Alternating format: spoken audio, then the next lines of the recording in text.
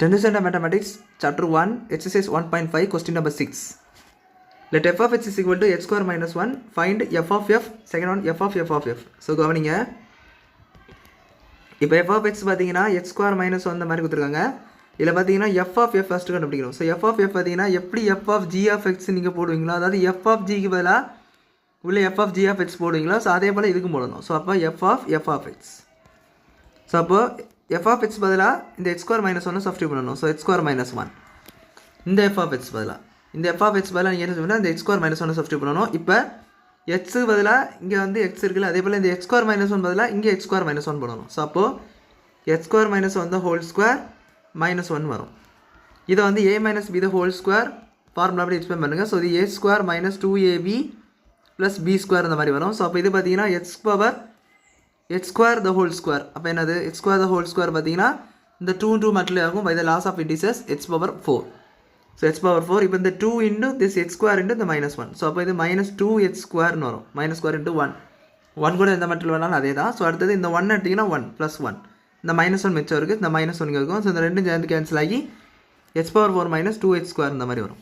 So இதுதான் உங்களுக்கு f of f உடைய வேல்யூ. ரெண்டாவது சம் பாருங்கள், f of f இந்த மாதிரி கொடுத்துருப்பாங்க. இது ரொம்ப சிம்பிள். f of x 3 தடவை போடணும், அவ்வளோதான். f of g of h கூடியதில்லை. ஸோ எப்படி போடணும்னா 3 தடவை. ஸோ f of x இதில் உங்களுக்கு இவ்வளோத்தோடைய வேல்யூ தெரியும். f of x உடைய வேல்யூ இப்போ தான் நம்ம பார்த்தோம் ப்ரீவியஸ் சம்மில், அதாவது இதுக்கு முன்னாடி ஒரு சம்மில் இந்த இருக்குது பார்த்தீங்களா. ஸோ இதுதான். ஸோ இதை தூக்கி அப்படியே நீங்கள் அதுக்கு மேலே போட்டலாம். So f of x power 4 minus 2h square இந்த மாதிரி போட்டுக்கோங்க. இப்போ பதிலாக இந்த எக்ஸுக்கு பதிலாக, அதாவது இந்த எக்ஸுக்கு பதிலாக என்ன செய்யணும், இதை தூக்கி போடணும். ஸோ அப்போ என்ன வரும், ஸோ அப்போ பார்த்தீங்கன்னா x power 4 minus 2h square the whole square minus 1.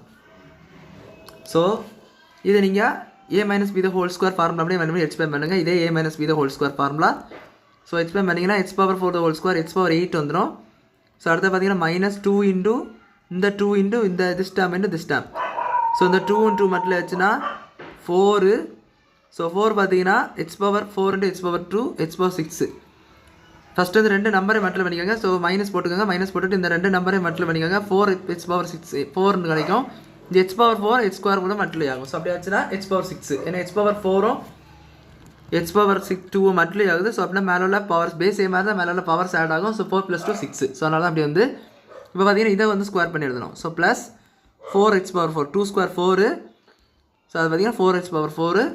அடுத்து பார்த்தீங்கன்னா -1 இருக்குது. ஸோ இதுதான் உங்கள் ஃபைனல் ஆன்சர். ஸோ அவ்வளோதான் இந்த சம் புரிஞ்சுக்கணும்னு நினைக்கிறேன். தேங்க்யூ.